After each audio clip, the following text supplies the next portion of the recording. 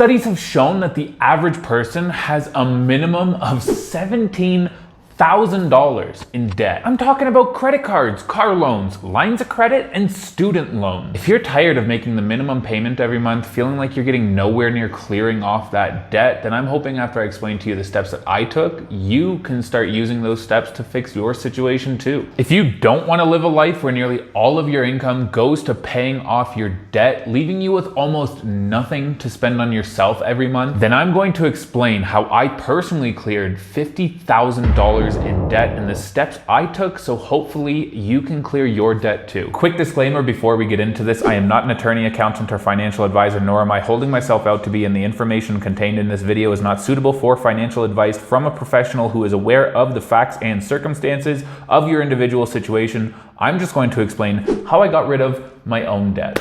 Let's get into it. First of all, it's really important to know that the minimum payment is actually designed by the credit companies to make sure that you never pay off your balance. The longer they keep you in debt, the more money that they're going to make off of you with the interest they're charging you. If you think making just the minimum payment on your balance every month is going to save you, then think again. Those credit companies are slimy bastards. First and most important thing that you can do is just find some way to track everything. Personally, I just use a spreadsheet on Google that I made because I love that I can customize it and change things when I need to, but you can use an app, you can write things on pen and paper, or you can track things in your notes on your phone, but you want to start tracking everything. It's important to know all of your debts. Put them all together in one place. I track them on my spreadsheet. Find out how much you owe and write that down. If it's a credit card or line of credit, do the exact same and then write down how much room you have left. For example, on a $10,000 credit card, if you have an $8,000 balance, then you have $2,000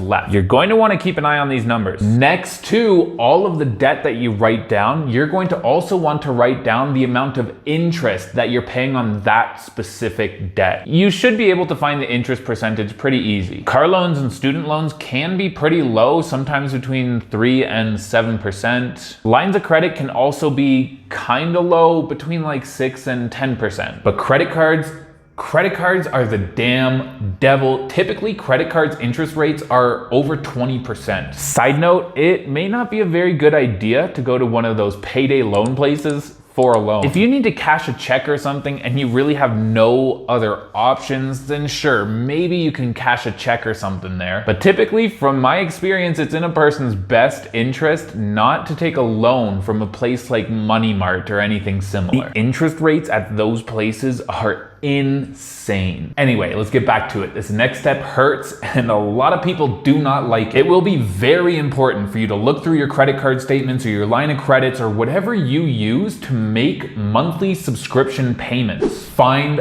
all of them. Find everything that you pay monthly for. Sometimes it's not only on your credit cards, but on your debit cards and your checking accounts too. You need to gather up everything that you pay monthly for that is automatically taken out of your account. Chances are you do not need them. Some of them are okay. Listen, if I hear an ad while I'm listening to Spotify, I will lose my shit. Want ad-free music without the interruptions? Try Spotify Premium.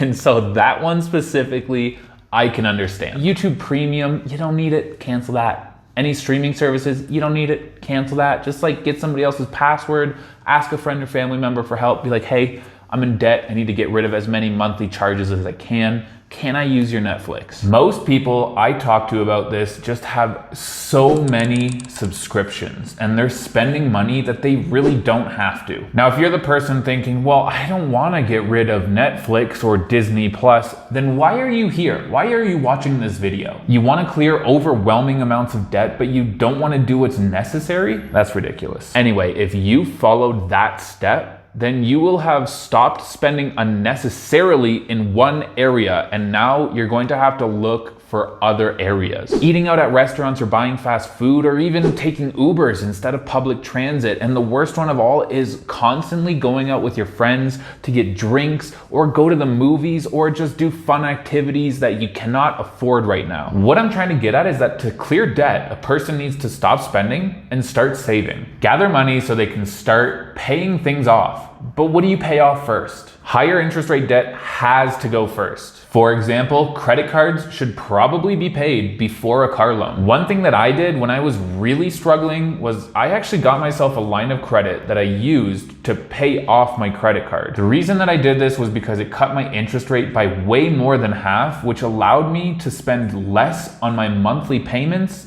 and save more money every month. Unfortunately, some people may not have this option, but what I was trying to illustrate is that getting your interest rate lower is going to help you in the long run. So if you've got a job or just a steady source of income and you've cut out all of the unnecessary spending, then you should start seeing more money coming into your account and staying there. And you can use that money to pay off big chunks of your debt, and you always want to go from highest interest rate to lowest interest rate. Pay off the highest first. This isn't going to be quick, and it really isn't going to be easy, but it's going to be so worth it in the long run. Something I did that helped me clear $50,000 in debt a lot faster than I thought I ever probably would have was getting a second job. But it wasn't just any second job. I went looking for the highest paying job that I could find and do without any training or degree. Just getting another shitty minimum wage job